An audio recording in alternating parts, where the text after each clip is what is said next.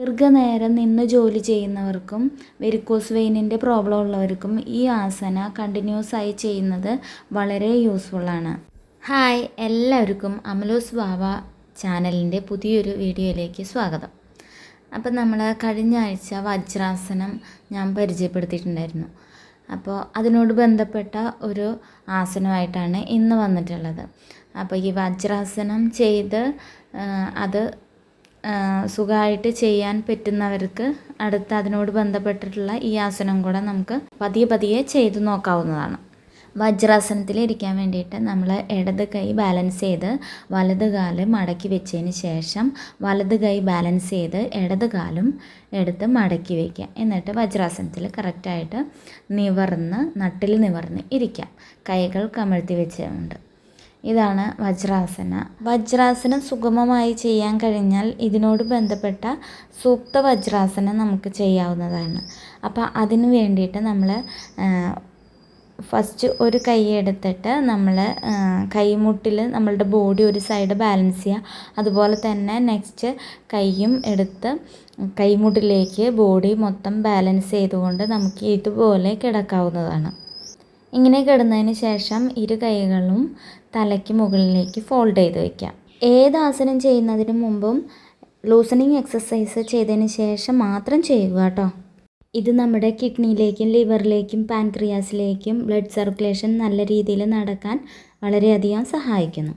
ആദ്യം തന്നെ ഇത് മുഴുവനായിട്ട് ചെയ്യാൻ പറ്റുന്നില്ലെങ്കിൽ വജ്രാസനത്തിൽ ഇരുന്നുകൊണ്ട് ഇരു കൈകളും ബാക്കിൽ കുത്തിയിട്ട് ബാലൻസ് ചെയ്ത് ബോഡിയെ പകുതി വരെ ബാലൻസ് ചെയ്ത് നിർത്താവുന്നതാണ്. അങ്ങനെ തുടരെ ചെയ്ത് കഴിഞ്ഞാൽ പിന്നീട് ഇതേപോലെ മുഴുവനായിട്ട് കിടക്കാൻ സാധിക്കും. ഇങ്ങനെ കിടക്കുമ്പോൾ നമ്മളുടെ ബോഡി ആർച്ച് രൂപത്തിലായിരിക്കും കേട്ടോ ഇരിക്കുക. അതായത് കാലും തോളുകളും മാത്രമേ തറയിൽ തട്ടുന്നുള്ളൂ. ഇപ്പോൾ കണ്ടു കഴിഞ്ഞാൽ നമുക്ക് അറിയാൻ സാധിക്കും ഒരു ആർച്ച് രൂപത്തിലാണ് ബോഡി ഇരിക്കുക. അതായത് നമ്മുടെ പാൻക്രിയാസ് ഭാഗം തറയിൽ തട്ടില്ല. അപ്പോൾ നമ്മൾ ആദ്യം തന്നെ ചെയ്യുമ്പോൾ തോളുകൾ തട്ടണമെന്നില്ല കേട്ടോ. അതായത് തറയിൽ മുട്ടണം എന്ന് ഇല്ല. പതിയെ ചെയ്തുകൊണ്ടേ നമുക്ക് അത് ശരിയായി വരുള്ളൂ. അപ്പോൾ ഒറ്റയടിക്ക് നമ്മൾ ഒരിക്കലും ഇത് ചെയ്യാൻ ശ്രമിക്കരുത്. നോർമൽ ബ്രീത്തിലായിരിക്കും നമ്മൾ ഈ ആസനം ചെയ്യേണ്ടത്. പതിയെ ശ്വാസം എടുത്ത് വിട്ടുകൊണ്ടിരിക്കുക. ഇങ്ങനെ ഇടയ്ക്ക് നമ്മൾ വജ്രാസനത്തിൽ ഇരുന്ന് ഭക്ഷണം കഴിക്കാം, കിടക്കാം, എപ്പോഴും ഇരിക്കുമ്പോൾ വജ്രാസനത്തിലൊക്കെ ഇരിക്കാം എന്നുള്ളത് പോലെ തന്നെ ഇങ്ങനെ കിടക്കാൻ കഴിഞ്ഞാൽ ഏറ്റവും നല്ലതാണ് കേട്ടോ. ഇങ്ങനെ ചെയ്യുമ്പോൾ കാലിൻ്റെ തുടകളിലേക്ക് നന്നായി സ്ട്രെച്ചിങ് അനുഭവപ്പെടും.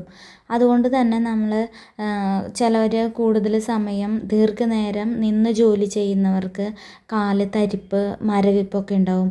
അതേപോലെ വെരിക്കോസ് വെയിൻ ഉള്ളവർക്ക് ഒക്കെ ഇത് കണ്ടിന്യൂസ് ആയി ചെയ്യുകയാണെങ്കിൽ ഏറ്റവും ഉത്തമമാണ്. അത് നിങ്ങൾ റെഗുലറായിട്ട് ചെയ്യുകയാണെങ്കിൽ അതിൻ്റെ റിസൾട്ട് അനുഭവപ്പെടാൻ സാധിക്കും. എത്ര നേരം നമുക്ക് നോർമൽ ശ്വാസത്തിൽ ഇങ്ങനെ കിടക്കാൻ പറ്റുമോ അത്രയും നല്ലതാണ് കേട്ടോ. ഇനി എഴുന്നേൽക്കാനായിട്ട് ഇരു കൈകളും ഇതുപോലെ നിവർത്തിയിട്ട് കൈമുട്ടുകളിൽ ബോഡിയുടെ വെയിറ്റ് ബാലൻസ് ചെയ്തുകൊണ്ട് നമുക്ക് ഇതുപോലെ വീണ്ടും വജ്രാസനത്തിൽ ഇരിക്കാം. ഇപ്പോൾ ബാക്ക് ബെൻഡിങ് ആണ് നമ്മൾ ചെയ്തത്. അപ്പോൾ ബോഡിക്കൊന്ന് ബാലൻസിങ് ആവാൻ വേണ്ടിയിട്ട് നമുക്ക് ഇതേപോലെ ശശാങ്കാസനം ചെയ്തുകൊണ്ട് നമുക്ക് റിലാക്സ് ചെയ്യാം കേട്ടോ.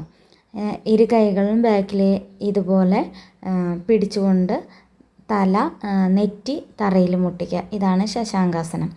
അപ്പോൾ ഇത് ചെയ്ത് കഴിഞ്ഞിട്ട് നമുക്ക് വീണ്ടും വജ്രാസനത്തിലിരുന്ന് റിലാക്സ് ചെയ്യാം. അതല്ലെങ്കിൽ ഇരു കാലുകളും നിവർത്തി വെച്ചുകൊണ്ട് കാലുകൾ കൂട്ടി വയ്ക്കാതെ ഒരു ഗ്യാപ്പ് ഇട്ട് കാല് അകത്തി വയ്ക്കുക. അതിനുശേഷം ഇരു കൈകളും ഇരു സൈഡിലായിട്ട് തറയിൽ വെച്ചുകൊണ്ട് ശ്വാസം എടുത്ത് റിലാക്സ് ചെയ്ത് ശ്വാസം എടുത്ത് വിട്ടുകൊണ്ട് റിലാക്സ് ചെയ്ത് നമുക്ക് കുറച്ച് സമയം ഇരിക്കാം. അപ്പോൾ നമ്മൾ ഈ ചെയ്തതിൻ്റെ ഗുണം നമ്മളൊന്ന് അറിയാൻ ശ്രമിച്ചാൽ ഏറ്റവും നല്ലതാണ്. അപ്പോൾ എൻ്റെ വീഡിയോ ഇതുവരെ സബ്സ്ക്രൈബ് ചെയ്തിട്ടില്ലെങ്കിൽ നിങ്ങൾ ഒന്ന് സബ്സ്ക്രൈബ് ചെയ്യുക. ആ ബെൽ ബട്ടണും കൂടെ ഒന്ന് എനേബിൾ ചെയ്ത് വെച്ചാൽ എൻ്റെ എല്ലാ വീഡിയോകളും കാണാൻ സാധിക്കും. വീഡിയോ ഇഷ്ടപ്പെട്ടാൽ ലൈക്ക് ചെയ്യാനും കമൻറ്റ് ചെയ്യാനും ഷെയർ ചെയ്യാനും മറക്കരുത്. ഇതുപോലെ ഏത് ആസനം ചെയ്യുമ്പോഴും നമ്മൾ ലൂസണിങ് എക്സസൈസ് ചെയ്തതിന് ശേഷം മാത്രം ചെയ്യുക. നമ്മളുടെ തോളും അതേപോലെ കാലുകളൊക്കെ ഒന്ന് ഫ്രീ ആയി വെച്ചതിന് ശേഷം റിലാക്സ് ചെയ്യുക, ബലം പിടിക്കരുത്. അപ്പോൾ ഇതൊക്കെ ചെയ്ത് കഴിഞ്ഞാലുള്ള ഗുണം എന്തായാലും നമുക്ക് അനുഭവപ്പെടാൻ സാധിക്കും. ശോധന കുറവുള്ളവർക്കും ഈ ആസന ചെയ്യുന്നത് വളരെ യൂസ്ഫുള്ളാണ്. അപ്പോൾ അടുത്ത വീഡിയോയിൽ കാണും വരെ ബൈ ബൈ.